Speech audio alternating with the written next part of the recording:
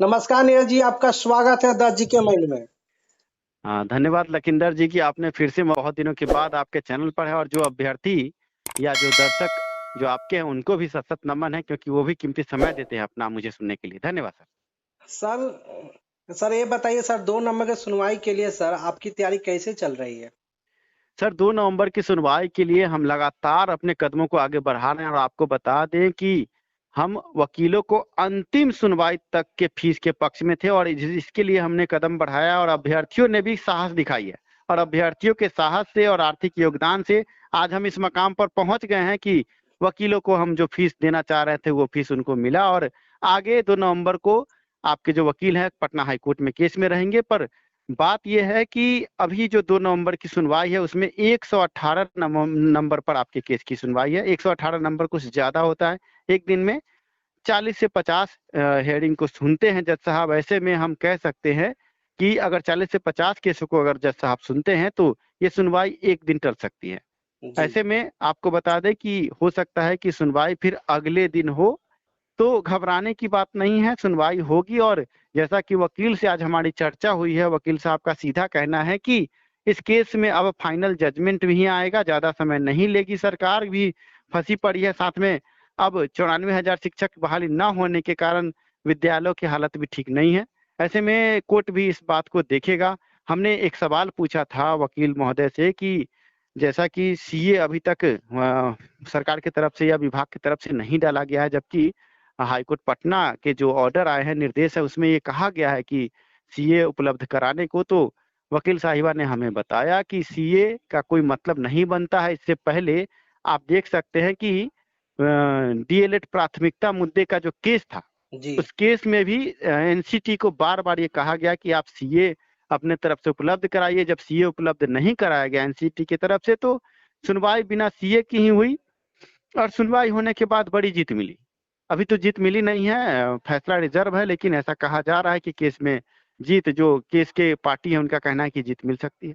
पर हम आपको बता दें कि इस केस में भी ऐसा ही होगा। अगर 2 नवंबर या 3 नवंबर को सुनवाई होती है, अगर सीए सरकार की तरफ से नहीं डाला जाता है, फिर भी बड़ी सुनवाई होगी, और बड़ी सुनवाई के बाद बड़ी जीत की हमें उम्मीद है। अगर सरकार सीए नहीं डालती है तो कहीं ना कहीं अभ्यर्थियों के पक्ष में ही ये फैसला है, ये भी हम कह सकते हैं। क्योंकि जो भी अभी तक निचोड़ आ रहे हैं केस की सुनवाई से, उन निचोड़ों को देखने के बाद हम ये कह सकते हैं कि अभ्यर्थी कहीं ना कहीं जीत रहे हैं।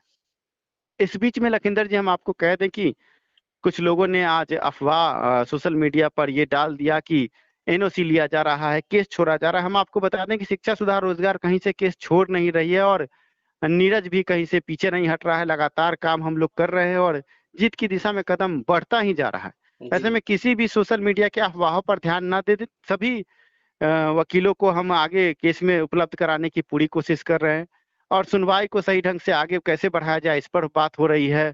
आपकी वकील रितिका रानी और दीनू कुमार से चर्चा जो हमारी हुई है, उन चर्चाओं को हम आपको साझा करते हुए बता सकते हैं कि हम जीत की राह पर हैं। जी। सर, 2 नंबर के सुनवाई में सर दोनों तरफ से बड़ी बहस होगी, कौन किस पर भारी पड़ेगा, क्या क्या हो सकता है? सर अभी तक जो स्थिति है, जिस तरह के स्टे इस बहाली प्रक्रिया पर आपको देखने को मिले हैं कि नियुक्ति पत्र देने पर स्टे है। और पिछले दिनों बिहार सरकार ने ही एक लेटर जारी किया था कि 8/6/2020 के हिसाब से अभ्यर्थी आवेदन कर सकते हैं। उस लेटर के हिसाब से भी अभ्यर्थी एलिजिबल है कि वो आवेदन कर सकते हैं। और हमने पिछले दिनों अपने चैनल के माध्यम से अभ्यर्थियों को ये कहा था, आपके चैनल के माध्यम से भी कहा था कि अभ्यर्थी आवेदन कर सकते हैं। अभ्यर्थियों ने, सीटेड दिसंबर अभ्यर्थियों ने कई जगह आवेदन किए, उनके आवेदन को स्वीकार भी किया गया है। जी। और कहीं ना कहीं सरकार अपने ही लेटर के जाल में फंस रही है, और अभ्यर्थियों की जीत सुनिश्चित है। हम ऊपर वाले से कामना करते हैं, हम कानून और न्यायपालिका से ऊपर नहीं, इसलिए हम ये खुलकर तो नहीं कह सकते कि जीत आपको मिल रही है, पर हम ये कह सकते हैं कि ये पूरा संभावना है कि आपको बड़ी जीत 2 नवंबर को मिलेगी। अगर 2 नवंबर को 118 नंबर पर सुनवाई नहीं हुई, तो 3 नवंबर को या 4 नवंबर को इस केस में बड़ी सुनवाई आपको देखने को मिलेगी।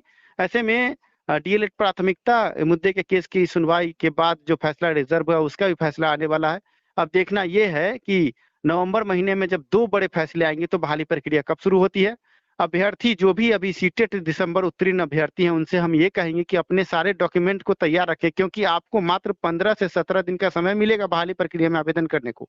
जी। ऐसे में आप अभ्यर्थी अपने सारे दस्तावेजों को तैयार रखें, जैसे ही कोर्ट का फैसला आता है आपको बहाली प्रक्रिया में कूद जाना होगा और अपने आवेदन को हर जगह जमा कर देना होगा और जनवरी फरवरी में आपको बहाली प्रक्रिया का साफ चेहरा नजर आएगा। इस बीच में हम आपको बता दें कि बिहार में जो भी सरकार है, चुनाव का साल है और अगर सरकार बदलती भी है तो आपको जैसा कि पता है कि तेजस्वी जी का कहना है कि हम 9 लाख नई भर्तियां करेंगे और शिक्षकों के लिए खासकर ध्यान देंगे। समान काम समान वेतन हो मुद्दा हो या शिक्षकों की बहाली के मुद्दे पर उन्होंने कहा था कि बहाली प्रक्रिया को हम पूरा करवाएंगे। जी। तो आप समझ सकते हैं कि अगर नई सरकार भी आती है तो नई उम्मीदें आएंगी। बिहार में 2,75,000 शिक्षकों के सीट खाली हैं। आप समझिए पूरे भारत में बिहार नंबर 1 है रिक्ति के मामले में। तो अगर फैसला आपके पक्ष में आता है तो ये भी हो सकता है कि इसमें 50,000 सीट अगर बढ़ जाए तो इससे पहले से सीटेड पीटेड पास अभ्यर्थियों को भी दिक्कत नहीं होगी और आप अभ्यर्थियों के चेहरे पर भी खुशी की लहर चमकेगी, आगे बढ़ेगी। यही कामना है और हम जीत की ओर अग्रसर है। जी सर अंतिम में सर एक प्रश्न है सर, विद्यार्थियों के लिए सर, अभ्यर्थियों के लिए सर, अंतिम में क्या संदेश देना चाहते हैं? हम अभ्यर्थियों को यही संदेश देंगे कि आप सोशल मीडिया के अफवाहों पर ध्यान नहीं दें।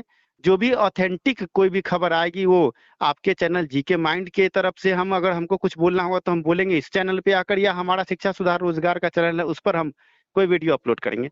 अभी हम केस के सिलसिले में कामों में इतने व्यस्त हैं कि हम कोई वीडियो ऑडियो नहीं बना पा रहे हैं, क्योंकि आप समझ सकते हैं बड़ा केस है, जीत के लिए कार्य कर रहे हैं।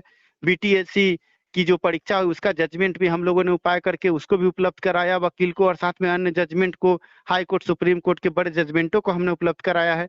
अभी आपको कल का एक बात बता रहे हैं कि प्रोफेसर की बहाली में क्या हुआ था कि जो आवेदन की तिथि खत्म हो गई थी और कल एक नया आदेश हुआ है कि जो 2019 में जो जो अपियरिंग थे और अभी 2020 आते आते अभी जिनकी परीक्षा हो गई है उनका रिजल्ट आ गया है, उनको भी आवेदन देने का मौका सरकार दे रही है। अभी कल की बात आपको बता रहे जी हैं। जी। ऐसी स्थिति में ये सब जो भी है आपके पक्ष में कहीं ना कहीं जा रहा है और हम सभी मुद्दों को हाईकोर्ट पटना में प्रस्तुत करना चाहते हैं वकील के माध्यम से।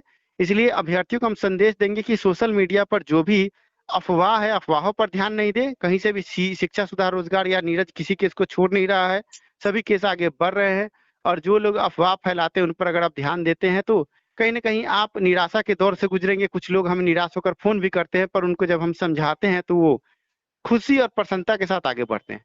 इसलिए अगर कोई भी ऐसी बात होगी तो हम अपने चैनल के माध्यम से, आपके चैनल के माध्यम से अभ्यर्थियों को बताएंगे। अभ्यर्थी घबराए नहीं, यही हमारा संदेश है। थैंक्स।